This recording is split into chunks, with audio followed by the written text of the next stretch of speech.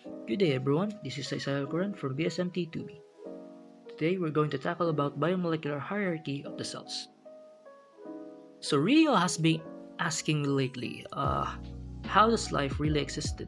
In fact, there were many existing theories about it, but unfortunately they were neither proven nor unproven.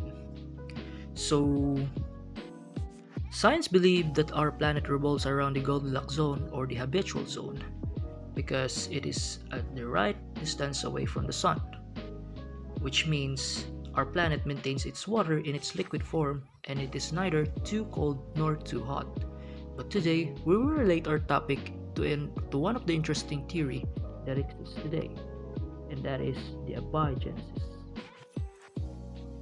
In this theory, it is believed that life originated under the water because if it's above the water, it would be impossible because of the sun rays or the UV rays that could dismantle or disrupt the formation of life. So these elements under the water are the atoms, the most basic unit of physical matter that makes everything. Examples are oxygen, carbon, hydrogen, and nitrogen. So how these elements interact on each other to form life?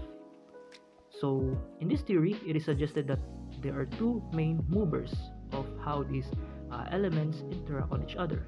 It is the lightning and the volcanic activities billions of years ago. So these two phenomena provides the heat or the energy for these elements to accumulate to build a larger molecule called the building blocks. So assembled by atoms with bonding on each other. Examples are glucose, amino acids, and nucleotide. So through time or years, these building blocks accumulated into a larger picture called the macromolecules. Assembled by building blocks, it contains unique properties that defines its role. Examples are protein, carbohydrate, lipid, and nucleic acid.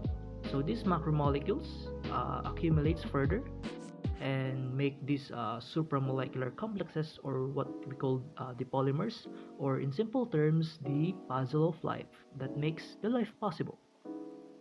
So next is organelles, assembled by supramolecular complexes. Organelles are the organs of the cells. Examples are mitochondria for energy production. So, but science suggests or believes that cells firstly existed before the organelles. Uh, it is a kind of or form of prokaryote which develop out of protobionts or the bacteria. Uh, so since we're talking about the biomolecular hierarchy of cells, we can talk about the organelles first.